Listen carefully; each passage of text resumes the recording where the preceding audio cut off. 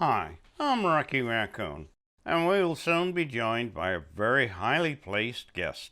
But first I have a disclaimer. This video is not affiliated with any alcoholic recovery program. No part of this ensuing conversation is to be construed as professional or medical advice.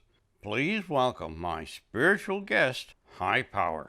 Hi, Rocky. Welcome, HiPower. Last season on the program, many guests spoke about you. Miss Egoette was especially vocal about your taking over her big office.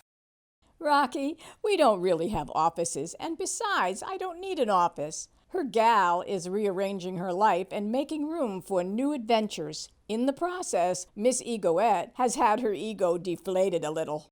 Is it true that recovery programs are religious programs and want to take over your life? Wow, where did you hear that? Many recovery programs espouse a spiritual connection, but they are not religious. Many people have faith in a particular religion, but teaching a religion is not part of any program I know. I'm confused. Don't I need a religion to have faith or spirituality? Oh, goodness, no. Faith and spirituality are very personal. That's where I come in. A person's higher power is their personal belief which supports their recovery. Faith is a firm belief based upon confidence in the authority of another, rather than upon one's own knowledge. Spirituality is about seeking a meaningful connection with something bigger than yourself. What about agnostics and atheists? A higher power can be found in many places and many ways. Higher power is a connection. It can be to a god, to another person or group, or even the bedpost. So, you're not religious? There are over 10,000 distinct religions worldwide, Rocky, all of them promoting their belief system. The higher power in each person is their personal belief, independent of religion. Wow, this is a lot to take in. In many recovery programs using AA's 12 steps, they talk about a power greater than themselves, restoring them to sanity. What is that all about?